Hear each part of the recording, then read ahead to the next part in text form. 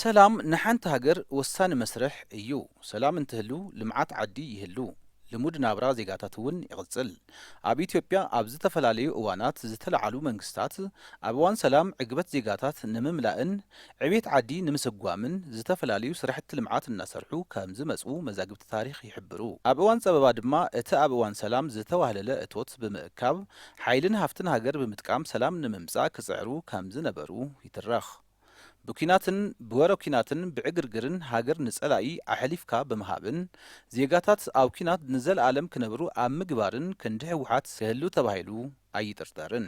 መንግስቲ ኮይኑ ዝገዛእ ዓዲ ዝጸልእ ህዝባ ዘመዛብል ሃፍታ ኣሕሊፉ ንኻልእ ዓዲ ዝህብ ስለ ጥቕማ ዘይገዶ ክንዲ ህወሓት ኣብ ታሪክ ዓለም ክህሉ ተባሂሉ እውን ኣይሕሰብን።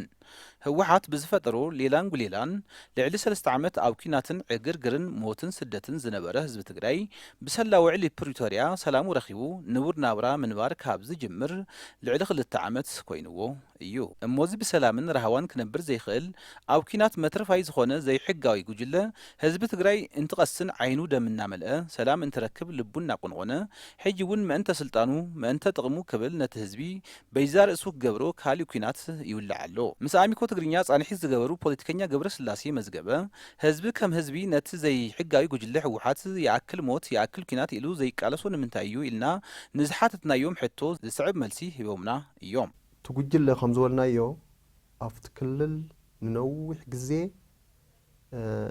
እምሮ ሰሊቡ ናይ ኣካል ናይቲ ኩናት ካብ 1968 ዓመተ ምህረት ጀሚሩ ኣካል ናይቱ ኣብኡ ዝተደነሩ ትርፋት ብኣካል መጉዳእትን መስዋእትን ዘሎ ቤተሰብ ናይቲ ስርዓት ሰዋና ኢኹም ብምባል ነበር ህወሓት ዝተፈላለዩ መታለሊ ትልምታት ኣውፅኡ ከም ዝንቀሳቐስ ዝገልጹ ቶም ፖለቲከኛ ብፍላይ ብመሬት ከም ዝጥቀም ይሕብሩ።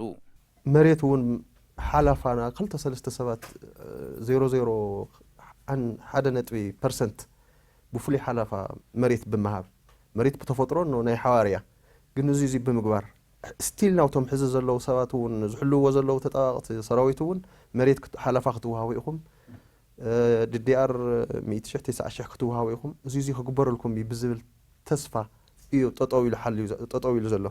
እቲ ህዝቢ እምብለይ ከይብል ብዕጡቃት ከም ዝጥቀም ድማ ይገልጹ።